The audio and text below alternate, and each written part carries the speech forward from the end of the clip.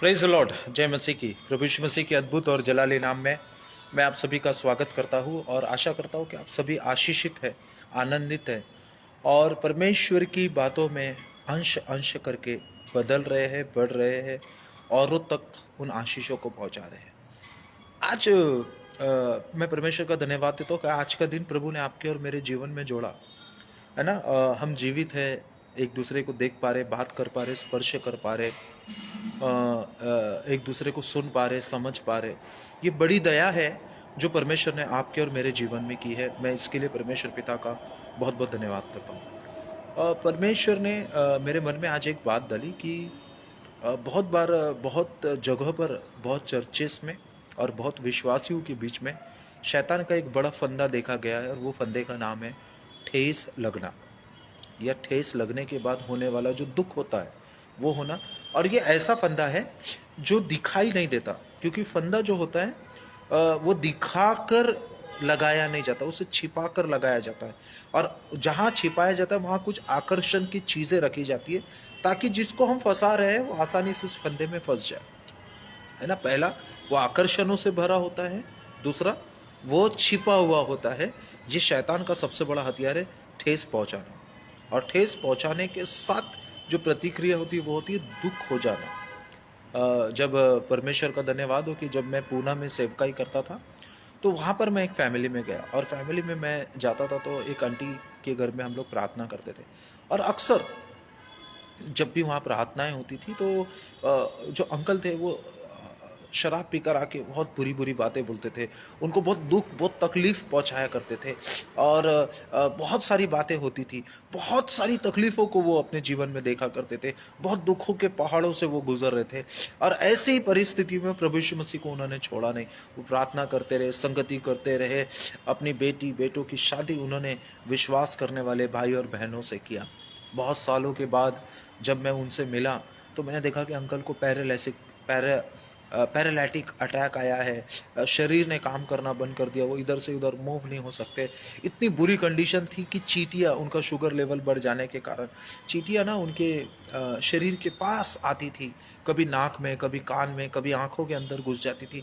और ऐसी परिस्थिति में वो पड़े थे। और एक दिन उन्होंने, मैं जब गया तो उन्होंने बोला कि हम उनके लिए प्रार्थना करें कि वो प्रभु उन्हें उठा ले। बोला हम ये ऐसा प्रार्थना नहीं कर सकते, है ना। हमने मिलकर प्रार्थना की और प्रभु ने मेरे मन में एक बात डाली और बोला कि आप इनको माफ़ करें, आप इनसे माफ़ी मांग लें। और वो अंकल, जब हम ये बात कर रहे थे, प्रार्थना कर रहे थे, तो उनकी आंखों से आंसू निकल रहे थे, लेकिन वो बोल नहीं सकते थे मेरे प्रिय। बहुत बड़ी और बुरी तकलीफ में होते।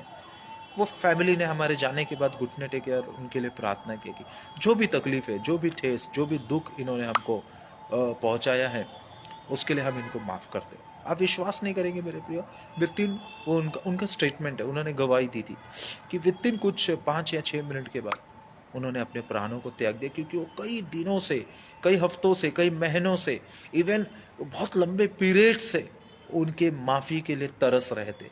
और जब उन्होंने, उनके फैमिली वालों ने उनको माफ़ किया, उनके बेटे ने, बहू ने, उनकी बेटी ने, उनके दामाद ने, उनकी खुद की पत्नी ने, और वो अपने आप को रिलीफ कर पाए मेरे प्रियो।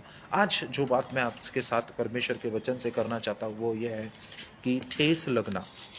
हाँ, लूका रचित सुसमाचार 17 अध्याय उसके 1 और 2 वचन में हो सकता है। आप ज़रूर अपने घर में बाइबल निकाल कर ज़रूर पढ़ें। और इसका जो टाइटल है हमने चुना वो ये है कि ये हो ही नहीं सकता कि आपको ठोकर ना लगे। हो ही नहीं सकता। अगर आप प्रार्थना कर रहे हैं, अगर आप परमेश्वर में हैं, प्रभु यीशु मसीह की संगति, पवित्र आत्मा के साथ सहभागिता में है, आप पवित्र शास्त्र को पढ़ते हैं, पवित्र शास्त्र में जो वचन लिखे उनको पढ़ते हैं और अपने जीवन को एक विश्वास योग्यता के साथ जी रहे हैं, हो ही नहीं सकता कि आपको ठोकर ना लगे, आपको ठेस ना लगे, आपको दुख ना हो। और ऐसी परिस्थिति में क्या होता है, ये बातों के ऊपर हम थोड़ा सा मनन करने जा रहे हैं। ठेस लगने या दुख पहुंचने से क्या होता है, क्या होता है। पहली बात, ठेस लगना या दुख होना, ये बात हमें बंदी बना देती है। हम अंदर से स्पिरिचुअली, सॉरी, इमोशनली हम बंदी बन जाते हैं मेरे प्रिय। और ये शैतान का मजबूत फंदा है कि वो हमें बंदी बना लेता है। दूसरी बात, ठेस लगने या दुख के कारण, ठेस लगने के बाद जो दुख होता है उससे क्या होता है, हमारे आपसी संबंधों को ठेस लगना, दुख होना कुचल देता है। ये शैतान का बड़ा हथियार है। वो हमें ठेस पहुंचाने वाले या दुख देने वाले कारणों से हमारे जो संबंध है परमेश्वर के साथ है, उसके इकलौते पुत्र पवित्र आत्मा कलीसिया या हमारे बिलीवर्स लोगों के साथ या हमारे घर में, उसमें उन संबंधों को वो कुचल देता है, हमको ठेस पहुंचा के, हमको दुख पहुंचा के। और कई बार वो इसमें विजेता होता है, क्योंकि वो ऐसे फंदों को छिपा के रखता है मेरे प्रियो। तीसरी बात, ठेस लगने से, दुख के कारण हमारे रिश्तों के मध्य, हमारे संबंधों में दूरी लेकर आता है ना, दूरियां आ जाती है।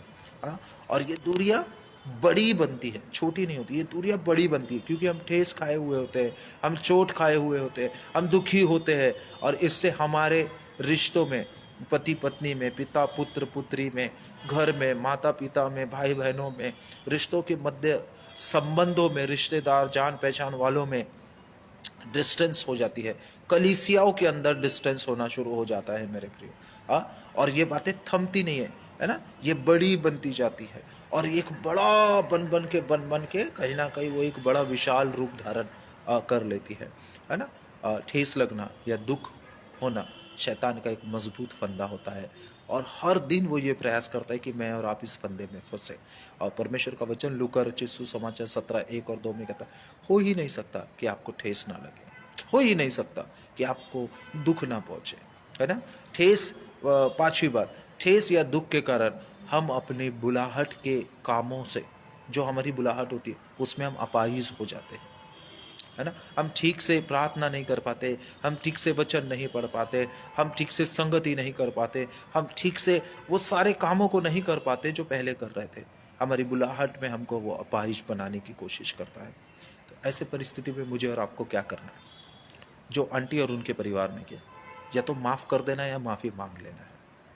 इस दुनिया में सबसे बड़ी ताकत, सबसे बड़ी रिहाई इस फंदे से बाहर आने की है, माफ़ कर देना, माफ़ी मांग लेना। कोशिश करके देखिए, मैंने मांगी है, और माफ़ी हमें आज़ाद करती है, माफ़ी हमें रिहा करती है, माफ़ी हमें बंधनों से बाहर लेकर आती है, माफ़ी हमें मौका देती है कि हम अपने संबंधों को अच्छा करें। माफ़ी मुझे और आपको परमेश्वर में उस मजबूती को प्रदान करती है जो परमेश्वर का। आज सवेरे से लेके इस वक्त परमेश्वर ने सबसे पहला काम क्या किया, मुझे और आपको माफ़ किया, मुझे और आपको मौका दिया, मुझे और आपको छुड़ाया, मुझे और आपको स्वतंत्र किया। परमेश्वर का धन्यवाद हो, है ना। एक गीत मैं आपके लिए गाना चाहता हूँ, ताकि इस गीत के द्वारा हम परमेश्वर की महिमा कर सकें। तेरा प्यार है महान, तेरा प्यार है जहान, मैं जो पहले मुर्दा था, तूने डाली मुझ में जान, क्यों ना बोलूं फिर मैं तेरी जय जयकार,